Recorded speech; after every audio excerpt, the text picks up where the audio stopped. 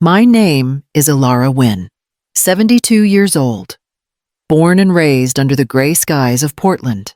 People have always called me meticulous, the kind of woman who alphabetizes her spice rack and irons pillowcases no one ever sees. My late husband, Callum, used to joke that if the world fell apart, I'd still have a labeled folder for the apocalypse. I suppose that order was how I kept fear at bay. It's what steadied me when I walked into that courtroom. Rowan was already there, sitting beside his wife, Jessa. He didn't look up right away, just rolled his eyes when he finally did. A small, practiced gesture of irritation. Jessa leaned close to him and whispered something behind her manicured hand. Whatever it was, it made him smirk. To them, this was an old woman's tantrum. One last performance before surrender. The courtroom was cool and pale, every sound swallowed by the carpet and the faint hum of fluorescent light. When the clerk called my name, I stood, my hands clasped tight around my leather folder. Across the room, the judge flipped through the file with distracted precision until his hand froze mid-page. "Wait," he said slowly, raising his head. "You're the legal owner." The silence after that could have cracked glass. Rowan's jaw tightened. Jessa's painted smile faltered. The judge looked between them, then back at me as if something long buried had just surfaced. That morning, before any of this began, I had stood in my doorway watching the drizzle bead across the porch rail. The old light Callum wired decades ago still worked. Its glow faint but steady. I'd left it on. A promise to myself that I would come home still standing. Now, under the courtroom's cold light, that same steadiness hummed through me. I took a breath and lifted my chin. They had mistaken my quiet for weakness, my patience for confusion. They thought I'd come to beg. I came to prove. And as the judge reached for his pen again, my mind drifted to the day it had all begun, back to the damp spring afternoon when we buried Callum and the first cracks in our family began to show. 6 months earlier, Portland's sky had the same washed-out gray that Callum loved to photograph. The day we buried him, the rain came soft and steady, like the city itself was whispering condolences. I remember standing beneath my black umbrella, staring at the casket as it lowered into the soil, thinking how empty sound could feel when the person who filled it was gone. Rowan stood beside me, tall and restless, shifting from one foot to the other. Jessa kept a hand on his arm, her nails a sharp red against his black coat. She dabbed her eyes delicately, though she'd only known Callum for 5 years. Still, her presence was polished, practiced. I was too numb to question anything, too tired to see what was forming beneath her gentle tone. After the service, they followed me home. The house smelled of rain and dusted cedar. Callum's mug was still on the counter, half a ring of coffee dried inside. Jessa moved quickly, tidying as if she'd lived there forever. "You shouldn't have to deal with this," she said, her voice smooth as lotion. "Let us help you reorganize. We can make things easier." Rowan nodded, eager to please. "We'll handle the boring stuff, utilities, property taxes, the accounts. You just rest." Well, I wanted to believe them. Their energy felt like safety. The quiet efficiency with which they worked gave me something to hold on to in the fog of grief. When Jessa mentioned streamlining the finances, putting bills on autopay, scanning old paperwork, I handed her the keys to my filing cabinet without a thought. She smiled, her lipstick never smudging. Technology takes the burden off your shoulders. In the days that followed, she brought over her laptop, logging into accounts I hadn't touched in years. Rowan carried boxes from Callum's office to the living room, labeling them neatly, temporary authorization, Jessa called it. Sliding a few pages across the dining table for me to sign, I didn't read them closely. My glasses fogged from the tea. My hand just followed the lines she pointed to. It felt good, for a moment, to let someone else be capable. Grief makes you crave ease in any form. and I mistook their precision for care. I thought they were building a bridge back to stability. I didn't know they were drawing a map, one that led straight to my front door. The letter arrived on a Thursday, folded neatly among grocery flyers and a dentist reminder I hadn't opened yet. The envelope bore the county seal, printed in blue, the kind of mail Callum used to handle without thinking. I set it aside at first, assuming it was another routine tax statement.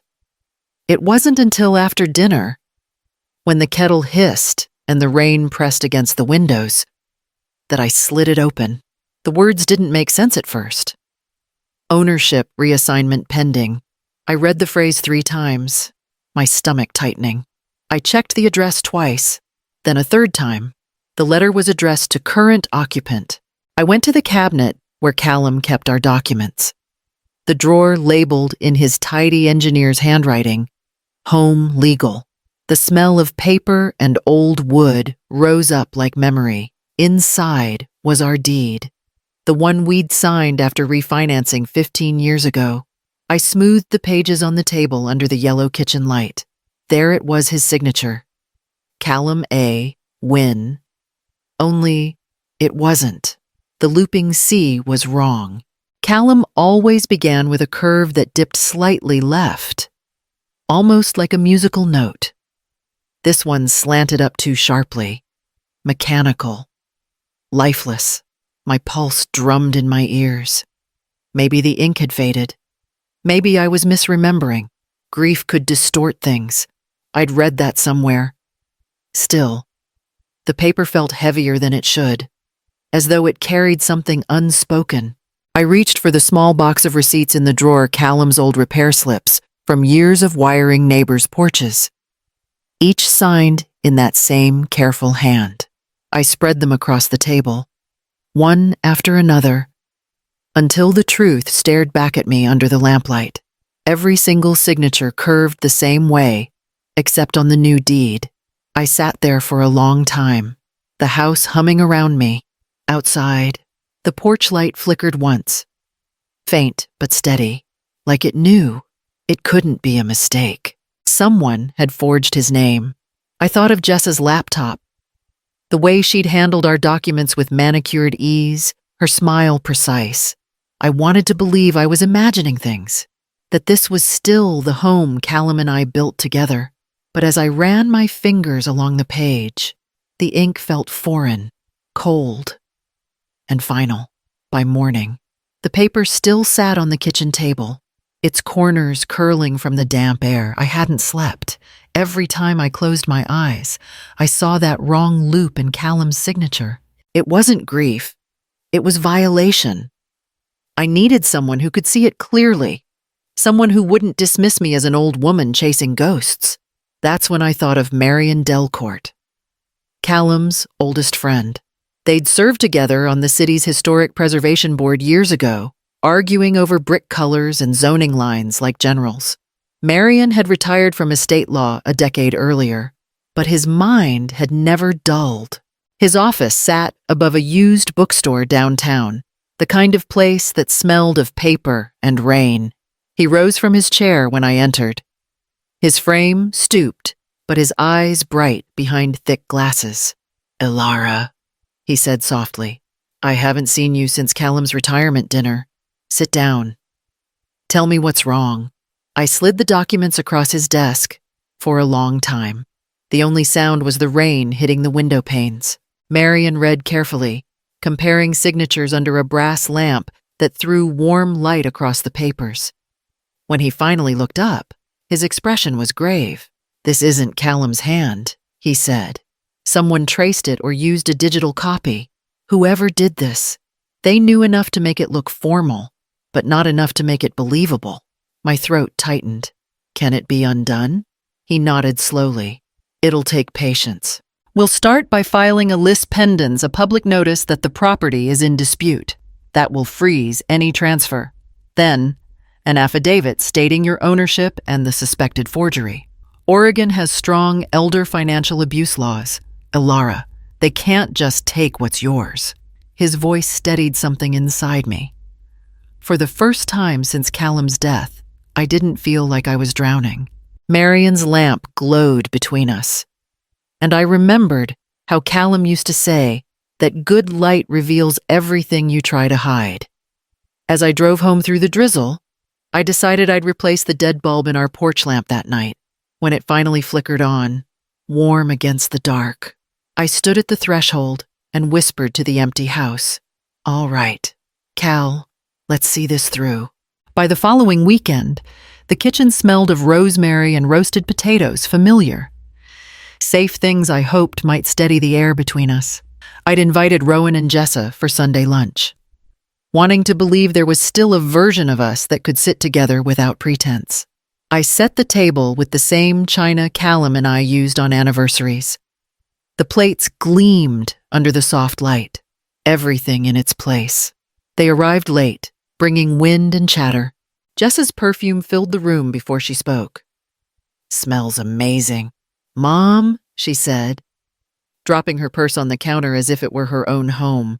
Rowan gave me a quick kiss on the cheek, his eyes darting toward the oven clock. We ate in near silence for a while. The potatoes cooled quickly on our plates.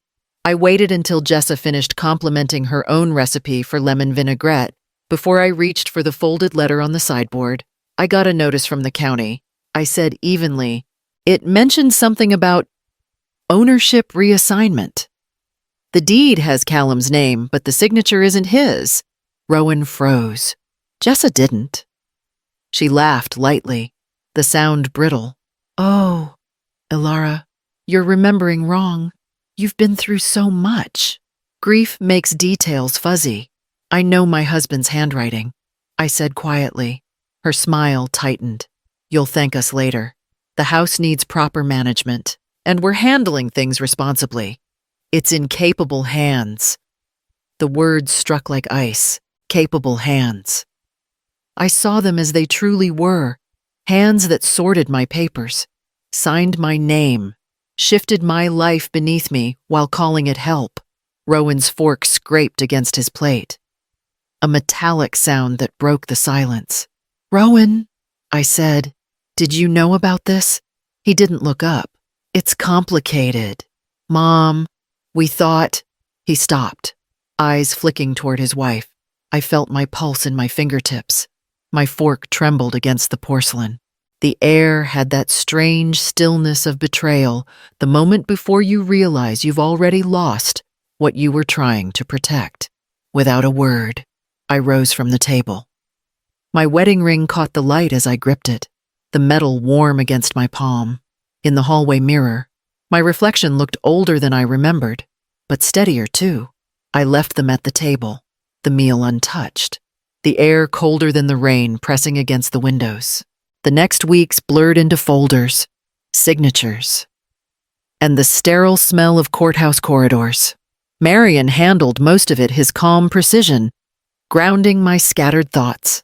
He filed the lispendens, drafted my affidavit, and spoke with the steady tone of someone who had seen too many good people worn down by paperwork. Still, every hour spent fighting back cost something I couldn't easily replace. Rowan hired a lawyer named Travis Heller, a young man in an expensive suit who smiled too much. His first motion claimed I was no longer competent to manage complex property affairs. The phrase sliced deeper than I expected. Incompetent.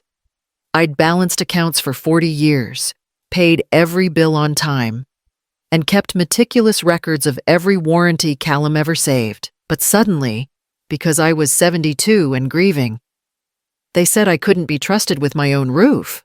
The legal fees grew like moss after rain.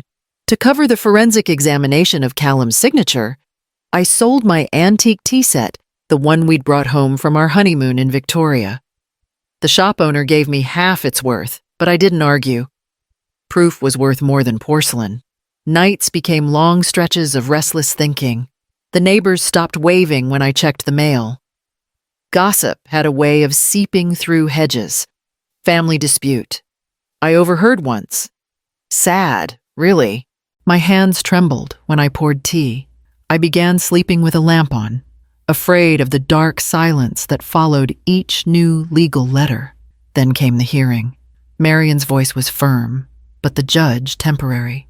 Overworked reviewed the file and sighed. Insufficient evidence of intent, he ruled. We'll reconvene when the examiner's report is complete.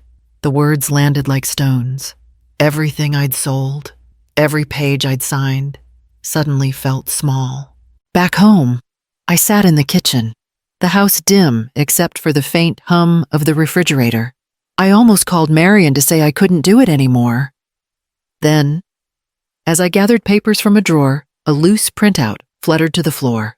It was an old email from Callum, dated years earlier. If anything ever happens, keep the house in your name, Elle. It's safer that way. His voice seemed to echo through the quiet. I folded the paper gently and placed it beside the legal notice. For the first time in weeks, I straightened my shoulders and reached to switch off the lamp. The darkness didn't frighten me. It steadied me. The morning of the hearing, the air outside the courthouse felt sharper than it had in months. I wore Callum's old wool coat, the one that still carried the faint scent of cedar and cold mornings by the river. My knees ached as I climbed the steps, but I refused to lean on the rail. Marion walked beside me, his leather briefcase swinging lightly, as if we were heading to a quiet meeting and not the day that would decide everything. Inside, the courtroom looked smaller than I remembered. Rowan and Jessa were already seated at the plaintiff's table. Rowan's tie was perfectly knotted. Jessa's hair gleamed under the fluorescent light. She turned when I entered, her lips curving into that polite half-smile she'd perfected, the one that made strangers think she cared. Rowan rolled his eyes just slightly, a flicker of contempt that tightened my chest. When the bailiff called the case, the room hushed. Judge Pierce Alden, a tall man with kind eyes behind rimless glasses, adjusted the file in front of him. Marion began with quiet confidence, laying out the facts like a trail of small, steady lights: the original deed, the forged signature, the report from the forensic examiner, and finally, Callum's email. Each piece fit together with a precision that left no room for excuses.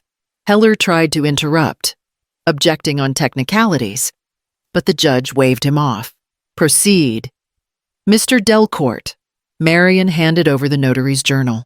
Your Honor, the signature was witnessed at a UPS store by an employee who has since confirmed she notarized without identification. The examiner's report shows digital replication of Mr. Wynn's signature from a 2013 tax document. And this, he paused, unfolding the email, is a direct statement from the deceased affirming Mrs. Wynn's ownership. The judge's pen stopped moving. He read in silence, then looked up. Mrs. Wynn, he said, his tone deliberate. You are the rightful owner of the property. A sound escaped Jessa, half gasp, half disbelief. Rowan's hands twitched against the table. The room seemed to tilt slightly, the tension breaking like glass. Marion closed his briefcase with a quiet click, the kind that felt final. I didn't smile or cry. I only sat there, still and upright, as warmth spread through my chest. Not pride, not triumph, just a clean, steady calm. For the first time in months, the light through the courtroom window felt like it belonged to me. The judge's words lingered in the still air, firm, yet almost kind. This court finds the attempted transfer fraudulent. The property is to be restored immediately to Mrs. Elara Wynn. Attorney fees are awarded to the defendant under Oregon's Elder Financial Protection Statute. The sound of the gavel came down sharp and final, like a clean tear through the months of noise that had filled my nights. For a moment, I didn't move. I just let the echo fade through the wooden panels, felt it settle somewhere deep inside where exhaustion had lived too long. Across the room, Jessa shot up from her chair, her face flushed a hard pink that didn't suit her perfect hair. Unbelievable, she hissed, loud enough for everyone to hear. After everything we did for you, you stand there like a victim. You're ungrateful, Elara. Pathetic. Her words scattered against the walls, brittle and hollow. Rowan reached for her arm, his voice low. "Jess! Stop!" She jerked away, muttering something under her breath, before storming toward the door, heels striking the tile like gunfire. When the door swung closed behind her, silence returned. Rowan remained, staring down at the papers in front of him as if they might rearrange themselves into something that made sense. His hands trembled once before he looked over at me. "I didn't want it to go this far," he said quietly. "She thought we were helping." I nodded but didn't answer. There was nothing left to fix in that moment, nothing left to lose. Marion placed a hand on my shoulder, steady, respectful, and began gathering the files. Rowan stood slowly, slipping his wedding ring into his pocket. "I'm sorry." "Mom," he said, not meeting my eyes. Then he followed his wife out of the courtroom, his footsteps softer, uncertain. The judge had already left the bench. The clerk stacked folders. The bailiff held the door. Everyone else had somewhere to be. I stayed seated, my palms flat against the polished wood, breathing evenly. For the first time in a long while, I didn't feel small or unseen. I wasn't anyone's client, mother, or defendant. I was simply myself, present, whole, and finally, still. The light from the high window fell across the table, and I let it warm my hands until the last shadow slipped away. Autumn settled over Portland with the kind of quiet that feels earned. The air carried the scent of wet leaves and cedar, and the maples lining Alder Street had begun shedding their last color. My front path was scattered with gold and rust, each leaf catching the porch light that had guided me home for more than 40 years. It had been months since the hearing. The legal papers were filed, the deed restored, and Marion's steady voice still echoed in my mind every time I opened the mailbox. Truth wins slowly, but it wins. He'd been right. The victory hadn't come with confetti or applause, just stillness. The kind that fills a house when nothing is hanging over it anymore. That evening, I stood on the porch with a small box in my hands. Inside was a new smart bulb I'd ordered online, one that switched on automatically at dusk. My fingers were stiff from the cold, but the installation was simple. When the light flickered on, soft, amber, constant, it felt like breathing after a long underwater silence. I went inside and sat at the kitchen table. Beside my cup of chamomile tea lay a check already written out to a local legal aid clinic. Donation in honor of Marion Delcourt. I imagined him smiling that patient smile of his, muttering about better uses for retirement, and tucked the check into an envelope to send in the morning. The house creaked softly around me, settling into its bones. I glanced toward the photograph on the wall, Callum, standing by that same porch years ago, a screwdriver in his hand, his grin broad and unbothered. Outside, the light he once fixed shone steady through the rain. I carried my tea to the porch and sank into the old wicker chair. The air was cool against my skin, the light steady above me, casting gentle halos across the steps. Somewhere down the street, a neighbor's wind chime caught the breeze. I rested my hand on the railing, tracing the grain Callum had sanded himself, and whispered into the soft dusk. "You built it for us, Cal. I kept it for me." The lamp glowed brighter as the daylight faded, and for the first time in years, the house felt completely, quietly alive.